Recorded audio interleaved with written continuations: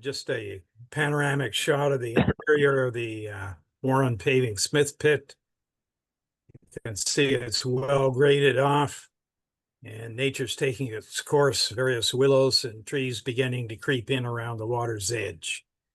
Who's flipping the slides, me or someone else?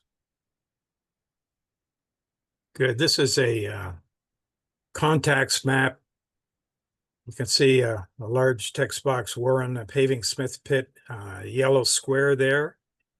And it's next to the Pinch and Pit lands, which are now owned by Credit Valley Conservation. And Credit Valley Conservation has a joint operation with the Region Appeal to restore this above water pit for recreation purposes in the watershed. And then the heavy line immediately butting that red green area of Pinch and Pit is the Elora Cataract Trailway. And then the other lands that are important are Charged Soil, running up the Credit River, the Alton Grange property, abutting Alton. TCP Osprey abuts those on the west side. And of course, Caledon Village, Alton, and Bellefontaine are in there. Next slide. The closer shot, aerial shot showing the Warren Paving Smith pit. And the darker tones, sort of blue-green, are the below water table, and shows the abutting eastern property line with the Pinch and Pits lands. And next slide. Nope. Oh, I can't. All right, this is an examination I did of the Caledon zoning bylaw. A couple of things, you don't have to read it all, but lifting text right out of the bylaw. It basically is saying if you don't have a specific use specified in the bylaw, then it is not permitted. The use is not permitted. And this goes back to an old regulatory axiom that if it's not specifically permitted, then it's automatically prohibited. Sounds like you came from North Korea. Anyway, under the definition for gravel pit, which is what this was, it's the only active word is removal of any soil, earth, clay, marl, sand, gravel, and so on for economic inputs. And it doesn't mention placing, dumping, grading of excess construction fill. So my interpretation of that is you need a complete rezoning and official plan amendment to turn this site into a major fill dump. Next slide, please.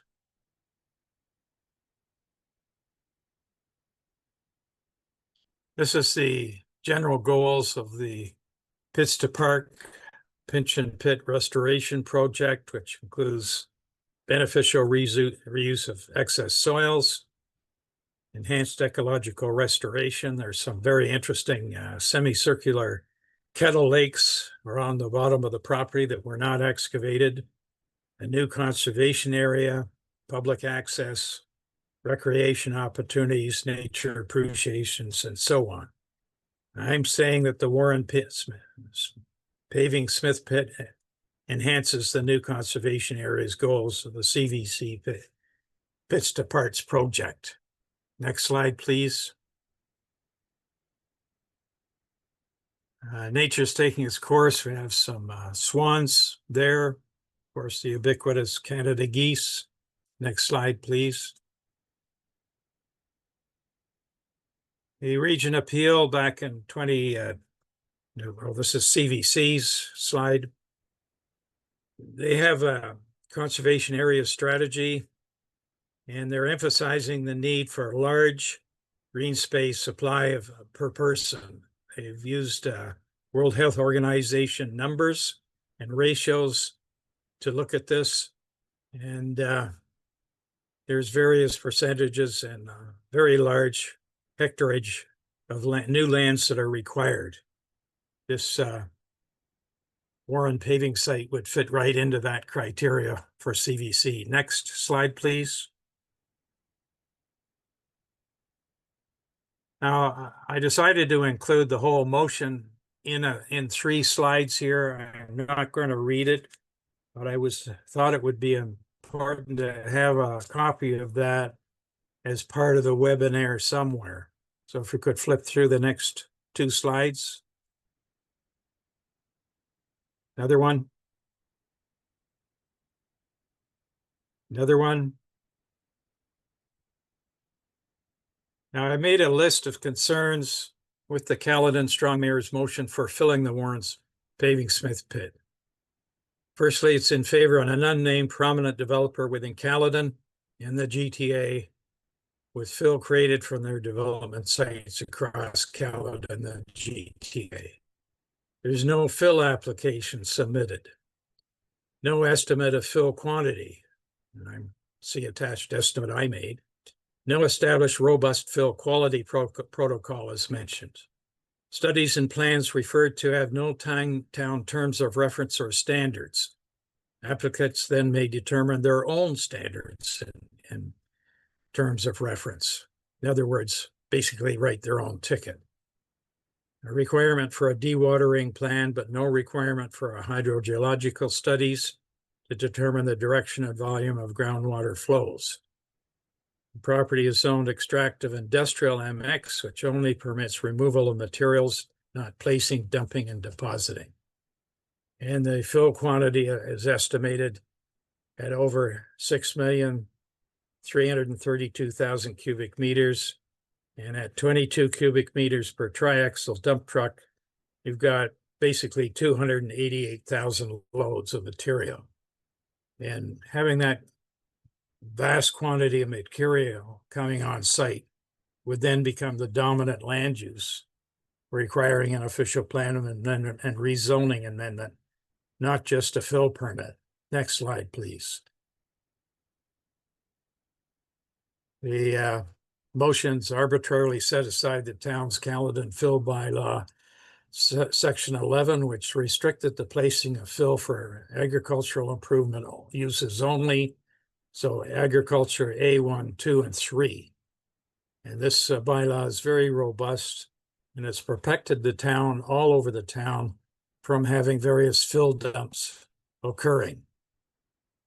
The motion mentions Ontario Regulation 406/19, dealing with on-site and excess soil management.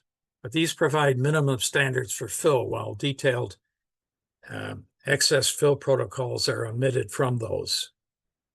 There's no reference to a Ministry of Environment permit to take water, which is essential for a dewatering plan. The required expiry date fails to include the need for an audit and review of the fill permit conditions prior to renewal. And there's no express provision for a Warren Smith pit owner's liability to cover the event of groundwater pollution and compensation to adjacent landowners. It's quite a list of deficiencies. The motion really would have required an exhaustive staff report, not just a mayor's motion. Next slide, please. This was my fill calculation. And at the bottom, I've talked to various contractors and how they pay for tipping fees to get rid of excess fill they don't need.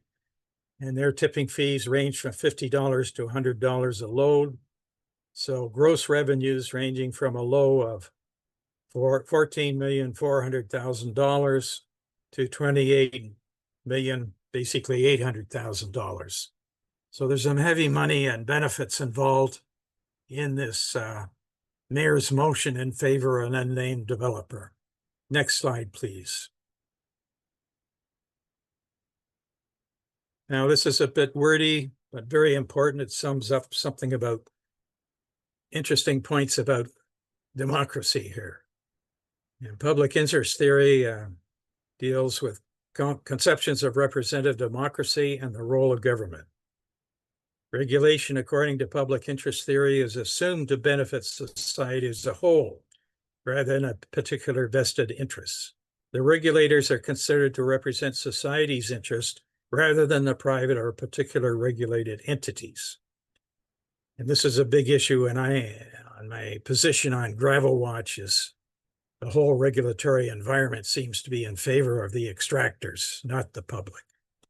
In the case of the strong mayor's motion, important land use change of dumping an estimated 6,302,000 cubic meters of excess construction fill from all over the GTA has been made outside of the legislative requirements of the Planning Act, Caledon zoning annex industrial extraction zone, with shareholder profits appearing to be the sole determinant.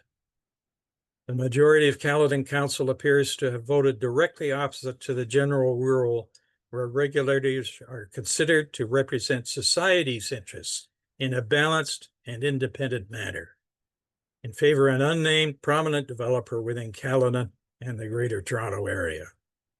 So this whole motion, and the big deal about it is, in fact, this is real payola from the strong mayors and our 4 loyal votes. That's the end of my presentation. Thank you.